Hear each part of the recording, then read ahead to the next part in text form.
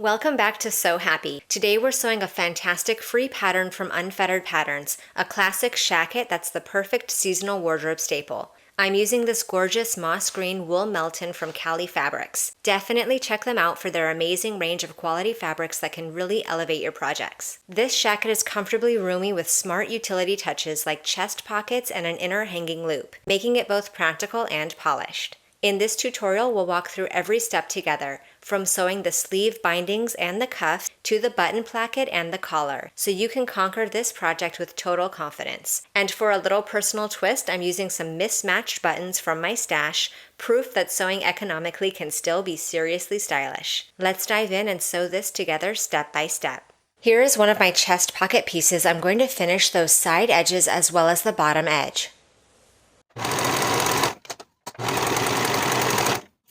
Press the top raw edge of the pocket to the wrong side along the notches marked at the top of the pocket. Once that first fold is in place, turn the pocket to the right side and fold the top edge once more, this time along the second set of notches. Sew those outer folded edges in place with a 3/8 inch seam allowance.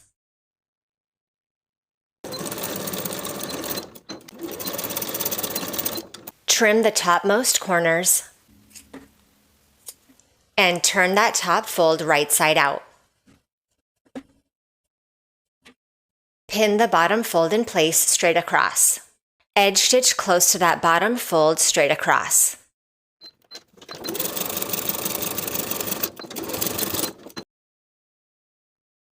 Fold your finished edges to the wrong side by 3/8 of an inch. Here is one of my front bodice pieces, and I've gone ahead and applied a 2-inch strip of interfacing to the front area where the placket will be formed. And on the right side, I've marked my pocket placement along the bottommost dots transferred from the pattern piece. Place the top edges of the pocket at the dot markings and pin in place along the side and bottom edges. Then edge stitch along the side and bottom edges to secure your pocket in place.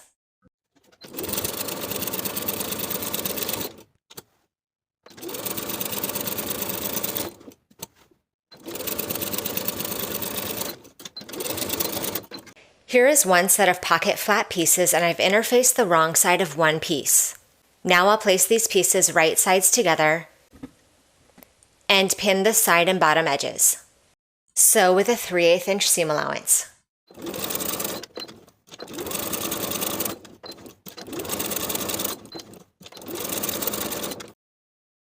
Trim your seam allowances. Turn your flap right side out and give it a good press. Then we're going to edge stitch along the side and bottom edges.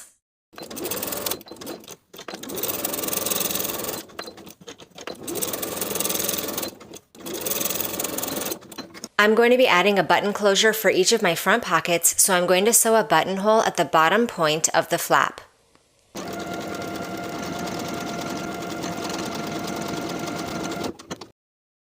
I'm going to place the bottom raw edge of the flap along the top finished edge of the pocket and pin in place. Sew the bottom edge of the flap with a 3/8 inch seam allowance. I'll trim that seam allowance by half. Then fold the flap downward along the seam line and pin in place.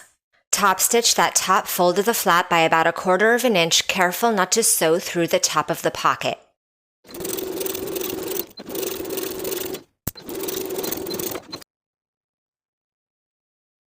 Sew a button to the top of the pocket underneath your buttonhole. Repeat all of these steps to create your front pocket for your opposite front bodice piece. Here is one of my sleeve pieces, and I'm going to mark my slit opening on the right side of the fabric. On your pattern piece, the notch closest to the side seam is where your slit will be created. You'll see your notch and a dot above it.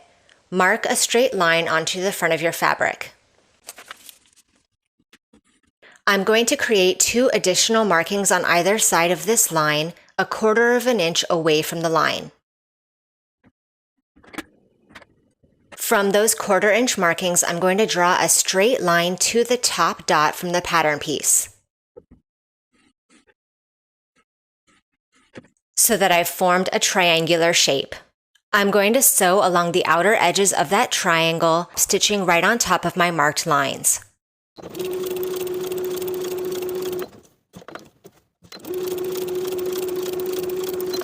Then I'll cut right on top of my initial straight line down the center, careful not to cut through my stay stitching. Press one long edge of the sleeve placket to the wrong side by 1/4 inch. Spread your sleeve slash open to form a straight line. Place the raw unfolded edge of the placket right sides together with your slash opening and pin in place along the raw edges. Sew across those raw edges with a 1/4 inch seam allowance. As you approach that centermost point of your slash, just make sure you're catching at least a few fibers of the top of that slash to make sure you don't have any gaps in your stitching.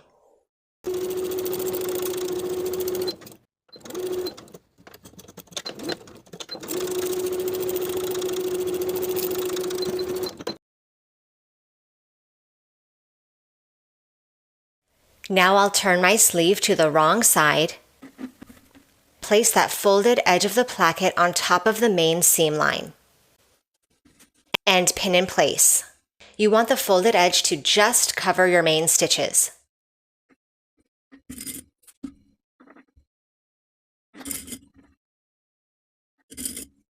Edge stitch the fold of the placket in place.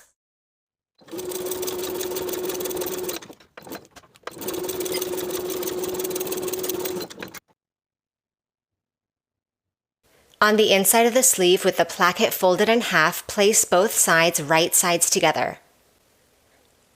At the top crease that we've just formed, we're going to sew a triangular shape along the top edge, extending from the main seam line to the outer edge of the placket. This will help our placket keep its shape to the inside of the garment.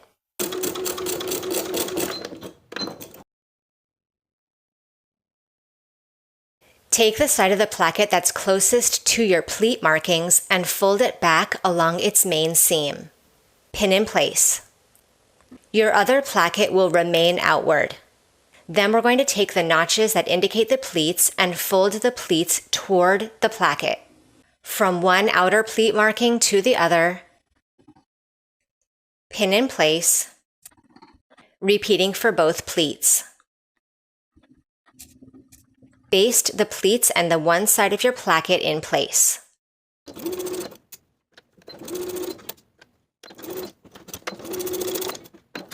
Fold your sleeve in half right sides together and pin the side seam. Sew your sleeve seam with a 3/8 inch seam allowance, finish the raw edges together and press the seam toward the back of the sleeve.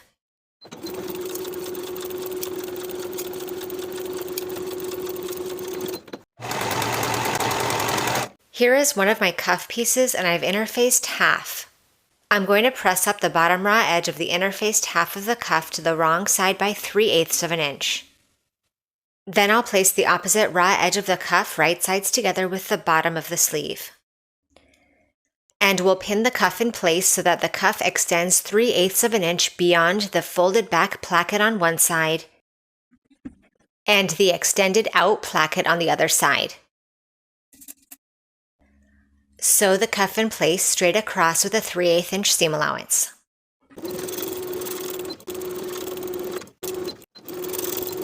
Fold in place right sides together along the outer edges and pin in place. Making sure the fold of your cuff is still in place and the main seam allowance that we just sewed is pressed up toward the cuff. Sew both sides of the cuff in place with a 3/8 inch seam allowance.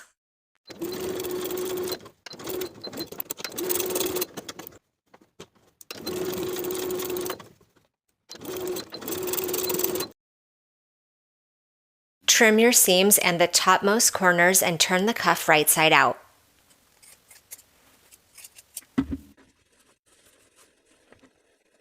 Place that folded edge of the cuff on top of the main stitching line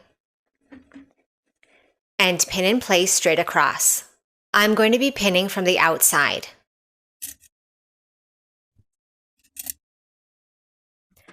Now that I have the inner folded edge of the cuff pinned from the outside, I'm going to top stitch around the entire perimeter of the cuff, just below the main seam at that attachment seam and with about 1/4 of an inch for the remaining edges.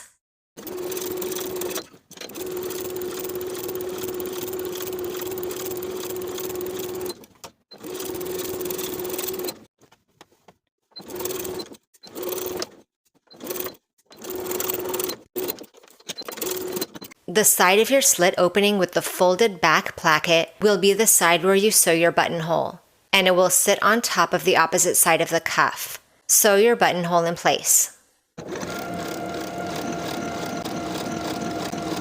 Then sew the button in place across from the buttonhole. Mirror all of those steps to create your opposite sleeve. For your small hook tab piece, fold it in half right sides together. Sew the raw edge at 3/8 of an inch. Trim your seam, then turn this piece right side out. Turn the hook piece so that the raw edges meet the raw edges of the top of the yoke on the wrong side of the fabric. Placing the raw edges on either side of center back, pin in place. Baste the top edges of the hook in place. Here is the wrong side of my back bodice piece, and I'm going to form the pleat at the top. On your pattern piece, you have 2 notches which you'll bring toward the center and pin in place.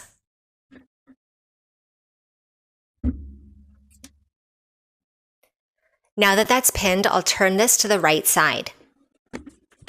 From the top raw edge of the back bodice piece, I'm going to mark myself a horizontal line 1/2 of an inch down. And I'll mark myself another line 1 inch below this line. Making sure that your pleats on the inside are still meeting at the center back, we're going to sew a square on top of those pleats following the lines that we just drew and edge stitching along these outer edges of the folds.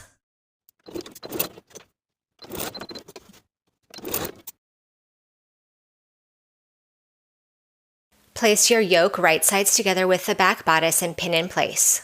Sew that yoke seam with a 3/8 inch seam allowance, finish the raw edges together and press the seam up toward the yoke.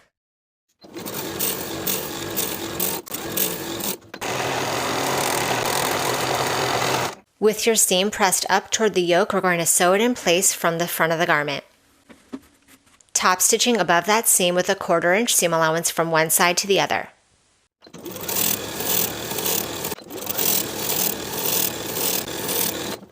Place the front and back bodice pieces right sides together at the shoulders and pin in place. Sew the shoulder seams with a 3/8 inch seam allowance, finish the raw edges together and press the seams toward the yoke. Top stitch those seam allowances from the front of the garment with a 1/4 inch seam allowance, just as we did for the back. Place your front and back bodice pieces right sides together along the side seams and pin in place.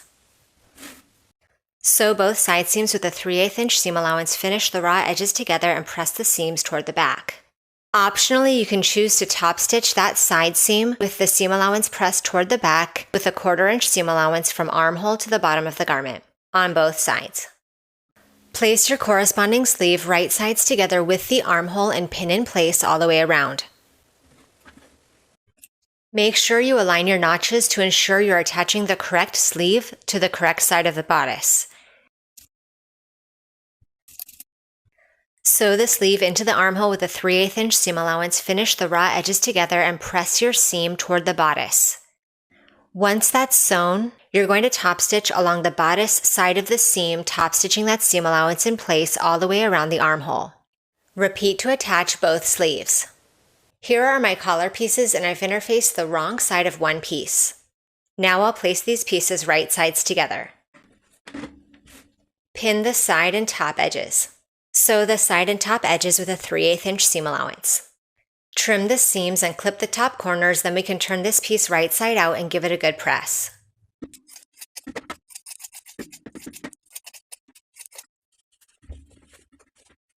I've also gone ahead and pressed the bottom raw edge of the interfaced collar to the wrong side by 3/8 of an inch. To begin forming the front plackets, fold the outer edge of the center front to the wrong side by 3/8 of an inch. Then we'll fold the center front once more, this time to the right side, by 2¼ inches. Pin in place along the top and bottom edges. Along the top edge of the placket, you have a notch near the center, which is where we will be stopping our stitching. We're going to sew along the top edge of the placket from the outer folded edge to the notch with a 3/8 inch seam allowance backstitching to secure. And along this bottom folded edge, we're going to sew from the outer edge to the outer folded edge of the placket the full hem allowance of 1¼ inches.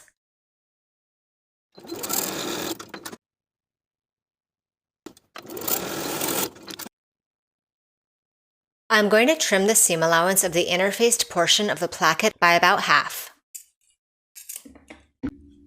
Along the top raw edge, I'm going to snip into the fabric from the notch to the stitching line, careful not to clip through the stitching. And I'll trim that small seam allowance in half. So now you have an indentation in the placket with half of the seam allowance remaining to attach the collar at a later step. Turn your placket right side out.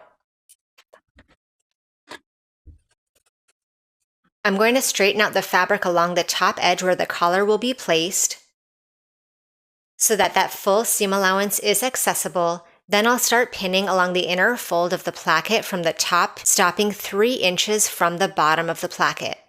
Edge stitch along the inner folded edge of the placket from the top, once again stopping 3 inches from the edge, backstitching to secure.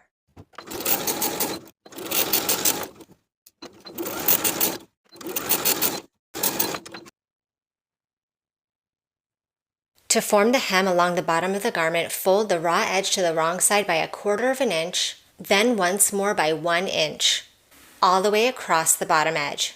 Now that I have my hem pinned in place all the way across the bottom edge, I'm going to edge stitch along that upper folded edge from one outer edge of the placket to the opposite outer edge of the placket. Once you've sewn the bottom hem, you can continue sewing the placket stitches that we left a gap in earlier on both sides.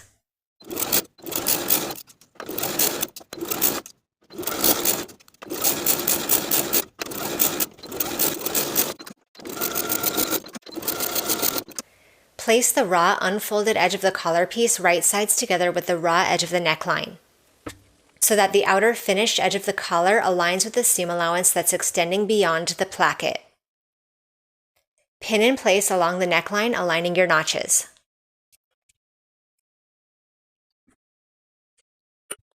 Sew that single edge of the collar in place from one side of the seam allowance to the other.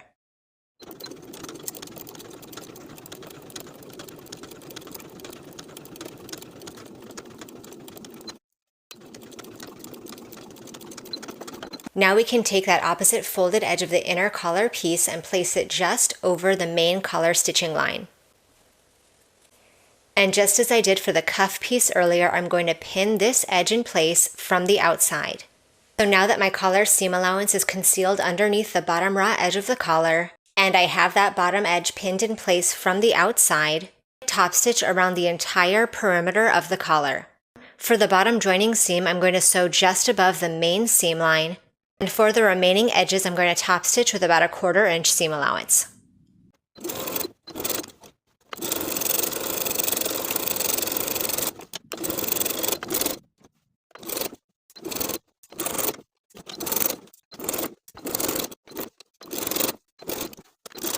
I've transferred the buttonhole markings from the pattern piece onto my right placket. Once I have the buttonholes sewn, I'll sew the buttons in place on the opposite placket directly underneath the buttonholes. And now the shacket is complete. Thank you for watching this sew along. Make sure you subscribe to the channel so you don't miss future sewing tutorials, and I'll see you in the next video.